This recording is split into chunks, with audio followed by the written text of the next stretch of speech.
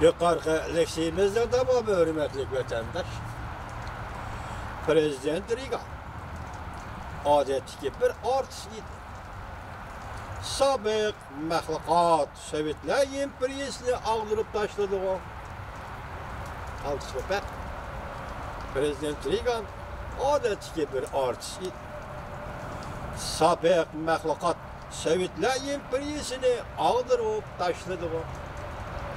Prezident Trump her yılı simvollu kalda maaşı için fakat $1 hak aldı. Görün ha. Prezident Trump'ın maaşı için elliğine her yılı $1 kılıyor. Prezident Trump her yılı simvollu kaldı maaşı için fakat $1 hak aldı. Tehi yakın devlet fonduğa $1 milyar takdim kıldı. Mana şunda köz aldı da fakat Amerika bu devletlerin menfaatini oylaydı var. Amerika halkına fakat bu halkın menfaatini oylaydı var. Adimilikte adli bir adam. Lekin hazır Amerika Koşmuş Ştatları'nın prezidenti Trump'ın üstünden onu buyan, bunu uyan kalıp mı galba kılalışım mümkün emas. Ben bu yerda yeni ilan kılıngan Prezident Trump'ın bir abzas nutqini yadlab berey. Prezident Trump mundaq deydi. Hozirgi dunyoda 90%dan ortiq Birleşken Devletler Teşkilatı a'zo bo'lgan davlatlarda o'lchamli birlikka kelgan saylam tuzumi o'rnatildi. İnsaniyet tarixinin sağlam taraqqiy qilishi ilgari surildi. Lekin yani bazı Birleşken Devletler Teşkilatı a'zo bo'lgan lekin saxta demokratiya, saxta saylam bilan mashg'ul bo'layotgan, saxta saylam bilan mashg'ul bo'layotgan, o'z davlat fuqarolarining huquqini xohlagancha dafsanda qilayotgan, qonunda belgilangan huquqlarini eg'ir dafsanda qilayotgan, xalq bostirayotgan, hatta urush qilishdan tap tortmay o'zining hukmronligini qo'g'digan ba'zi davlatlarga insoniyat hozirgacha qanchalik bedel to'ladi. Biz bugun insoniyatga qarshi bu mustabid davlatlarni Birleşken Devletler Teşkilatı'dan qo'g'lab chiqarishimiz kerak. Savdo urushi tek boshlanmagan vaqtda agar kim savdo urushi qilib chiqarishimiz kerak. Savdo urushi tek boshlanmagan vaqtda agar kimdir Prezident Trump'ning irodasini tuvan mo'ljallaydigan bo'lsa, shu kishi echinishlik mag'lub bo'ladi degan edi. Deydi yozdi.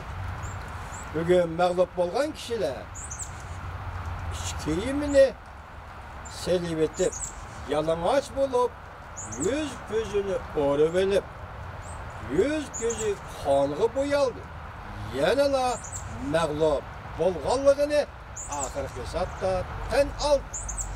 Biz o'tgan leksiyamiz degan nima degan to'q.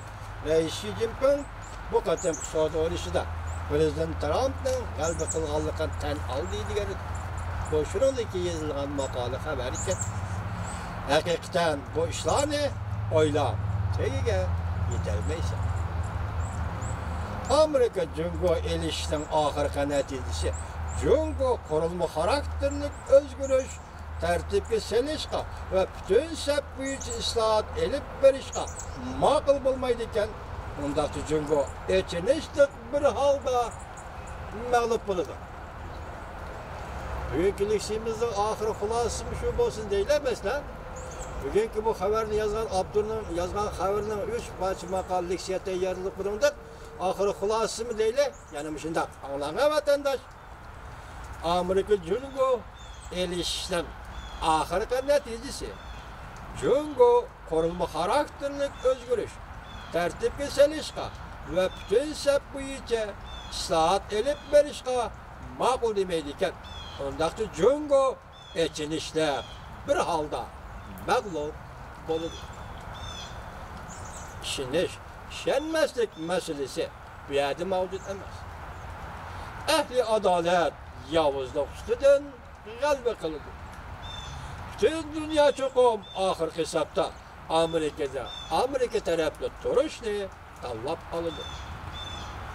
Mesela Polşa, Çek Cumhuriyeti, kandak buluşunun kat'i nazar bu devletler müstabit devletlerinin tecavüz kılıp girip yana bir kısım depsende ve ayağa sıkılışını ağlamaydı. Ondan emes mi gina? Tarappa. Ey dünya. Ben abzasın yani ben okuyup vatandaş anlatıyorum. Amerika, Jungo elişinin ahirki neticesi Jungo kurulma karakterlik, özgürlük, tertip selişka ve bütün sep boyunca islahat edip verişki makul demeyliken ondaki Jungo etinişlik bir halda. Mağlup bulur.